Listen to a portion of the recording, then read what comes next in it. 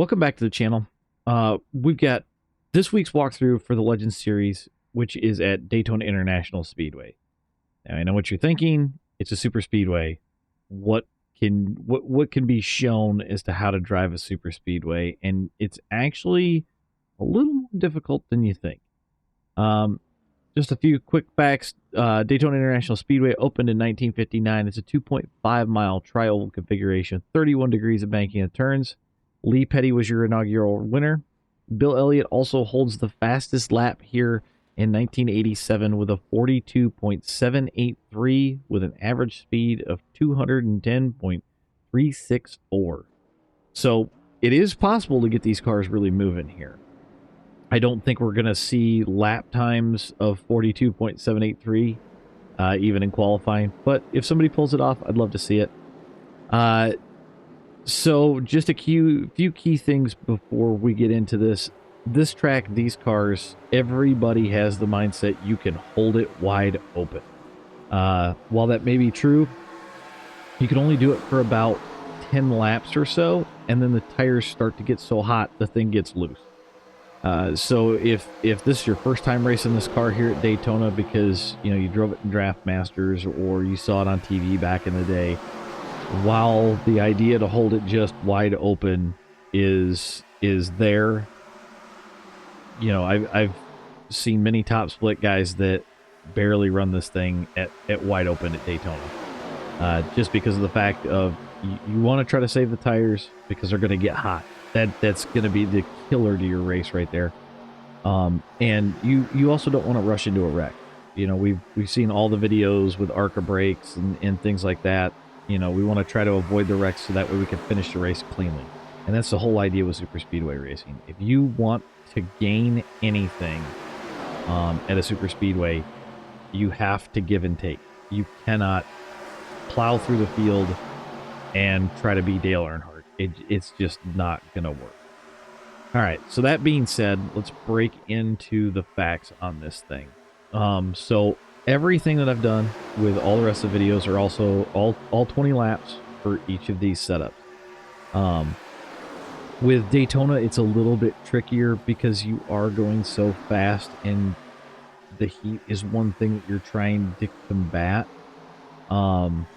Steering ratio plays a little less into this and more how you drive the corner and your lift points and your turn-in points and things like that. What I would suggest is do not run the yellow line all the way around. Run what you've seen in NASCAR where it's kind of an arc into the corner, an arc out of the corner, bring it to the wall. Ride that wall all the way down the backstretch until you're probably 3-4 car lengths to the corner and start drifting that back to the bottom and arcing it through. In traffic, it's going to be a little bit tougher because you're going to probably wind up 2 lanes unless everything starts to kind of stretch out and guys start to kind of ride a little bit and take the positions where they can.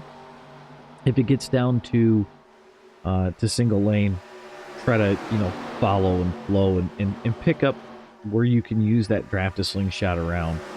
A couple of the tricky things to know, coming into one, you're gonna want to set yourself up to come out clean onto the backstretch. And when I say that is as the tires heat up, this car is going to push for the wall, and if you're over driving the corner, you will start to plow that. You'll plow into the wall coming off of 2.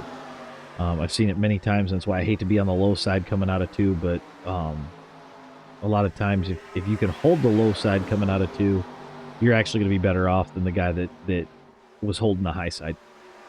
Coming into 3, I like to make a high arc from the top across lane 2 down into the bottom of lane 1 and kind of straighten that corner out for when I come off of 4. If you try to hold 4, a lot of times you'll hit that apron edge, and when you hit that apron edge, it kind of shoots you up and into the wall coming off of 4. As well as with the tri-oval, I like to try to ride the bottom in the tri-oval because if you're coming at speed, a lot of times, especially in traffic, it wants to walk up the tri-oval. And I think that's just the way that the draft plays with these cars. It gets really loose. If you can run a half a lane up in a tri-oval, it really hooks very well and will get you out of the tri-oval and get you driving towards the corner. And you actually pick up some spots, you'd be surprised. So if you can get that to work, that helps as well. Late in the run, I would definitely move up a half a lane in the corners just due to heat in the track, heat in the tires, and it seems to work out pretty well. Don't be afraid to use your brakes to get it to rotate. The setup is pretty tight. Brake bias stock is about 50. I dropped it to about 49. I was really happy with that. Seemed to work pretty well. So you might try playing with your brake bias a little bit to get the car to rotate a little bit better. So on the first set, I ran a 12-1. My fastest lap time was a 43.948. I know there's some things that you can do in qualifying to get the time down, whatever. We're not talking tire cheesing here. This is just going out and running laps. It is tight with the 12-1. You can feel every bump in the corner, which is a big problem at this version of Daytona. There are a lot of humps in the corners. It will cause your wheel to rotate like crazy. The other thing is the right front tire wear was down to about 76%, and the temp on the right front was about 299. And again, this is all about how you drive that corner, how well you're trying to take care of the tires. Moving on to 14-1, my fastest lap with that was a 43.950. It's a little more free feeling, and it feels like you can steer it through the corner better, but that's at the risk of you're gonna cook that right front tire off, right? So you want to try to arc it a little bit more. It is less jarring feeling, but again, you're still gonna feel the car bounce around and jump around and things like that. My right front after a 20-lap run was about 79%, but the temperatures came up to about 320 degrees. So again, keep in mind, we're trading off that burn off of the tread for a higher temp. So it's going to be what's comfortable to you. The one that I really didn't care for was the 16-1. My fastest was a 44.334. It feels like it wanders a lot. It doesn't really feel like it's stuck to the track, and I'm afraid that if you're in traffic, it's going to free it up even more. Because the car does get loose with other cars around it, and sometimes it can definitely get tight with aero wash. So I don't think I'd run a 16-1. Maybe a 14-1 with an offset might be a solid idea, but the 16-1 just, it feels all wrong, if that makes sense.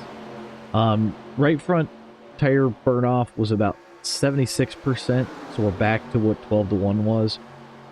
Tire temps came down a little bit, so we're at 317. Like I said, it may get too free on you late in the run. If somebody wants to try it, you know, and it works for them, great. I personally didn't care for the way it ran. But overall, this can be a really fun race to run if you're doing it smart. Like I said, you're gonna have to give and take. You're gonna have to be conscious of your tires, and just avoid the wrecks. There's gonna be wrecks that you're not gonna be able to miss, and so you try to minimize damage as much as you can. I don't suggest gassing it and rushing through the crash to try to get positions. It just ends poorly. Don't be afraid to use your brake at Daytona. I use it all the time.